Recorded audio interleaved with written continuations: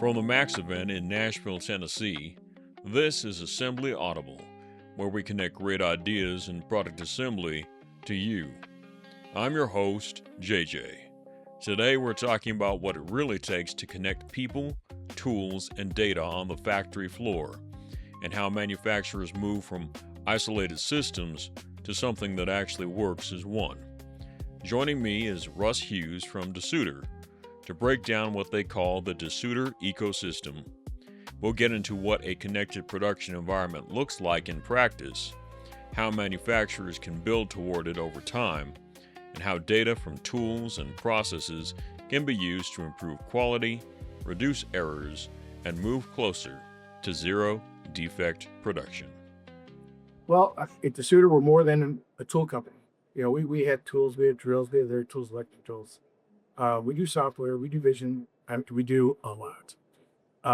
So we developed different pillars or strategies with our product over time to where everything kind of interconnects, it comes together. So it basically 5 pillars. Connected assets, our standard tools. We have a process control stuff, pivotware. We have data analytics with Demeter. We do the station integration, rapid and fixtured systems.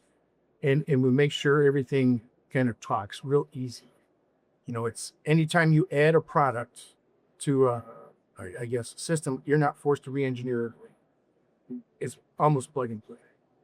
The good thing about our ecosystem is several of our pillars are open to other manufacturers or audience. For instance, if somebody chooses a rapid screw feed, for instance, and they don't choose our tools this time, you put a different connected asset on, that's fine, it'll work.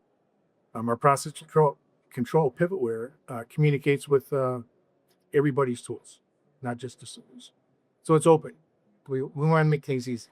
What would this look like in action? You familiar with an orchestra? Absolutely. So I'm borrowing a line from somebody at our company. So if as everything's interconnected, you think of a maestro and an orchestra, everybody's playing together, they can go build this art. Sounds great, works. The other way around is different people warming up. You hear, and if you go to the orchestra, everybody's warming up in their own pace, and it's sound out. Okay. They just don't work together. So ours, we like to airproof. We'll guide the operators. They can control everything. From the start of manufacturing right to the end with our new vision system. And it's designed to scale. Absolutely, and which is the beauty of ours. We don't have to do a plant-wide installation. We can start with a problem station. Let's proof of concept. We'll start small. We'll meet maybe a DC tool. We add to it over time. Maybe it's station by station, line by line. So is there any kind of strategy you would recommend for a plant wanting to adopt the ecosystem? Or does the system itself kind of make it easy to start building? Makes it easy. From my point of view, it's easy. But when we're to new clients, for instance, we usually start with the areas that are giving them the most trouble.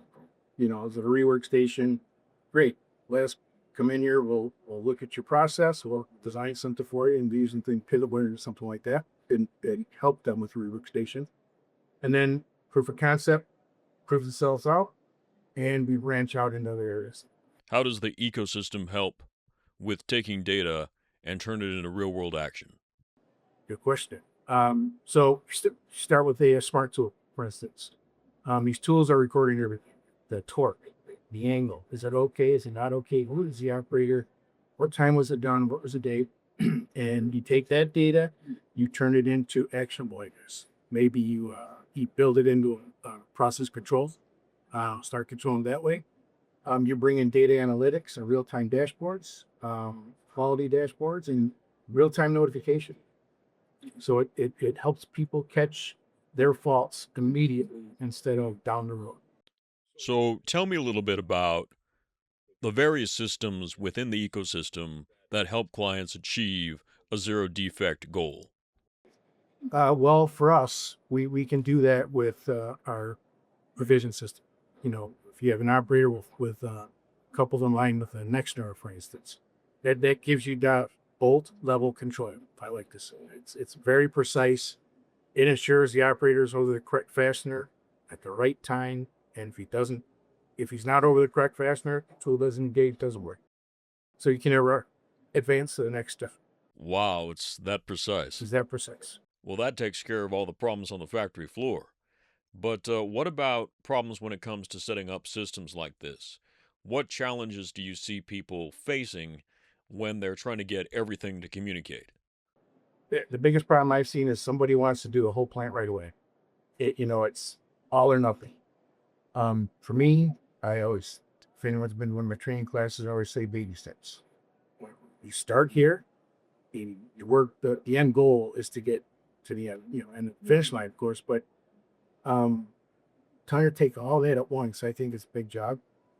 And that's where a lot of our stuff can be island based, so we don't need the entire plants. I mean, you can literally be stationed at our station until one line's there. Wait to the second line. Consider it. Great strategy. What do you think is the biggest impact of the ecosystem on manufacturing? Our biggest impact is we're open. We're not forcing people. If you're buying into the Desoutter Ecosystem, you don't have to use our tools. You don't have to use our process control. Or if you want process control from us, we can use other manufacturers' tools. We just want to make things easy. That's what we do.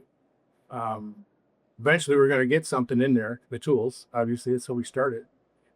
But little by little, we're going to do that for sure. Russ, thank you so much for joining us on Assembly Audible. And a special thanks to all of you, our listeners. I hope you'll tune in again soon.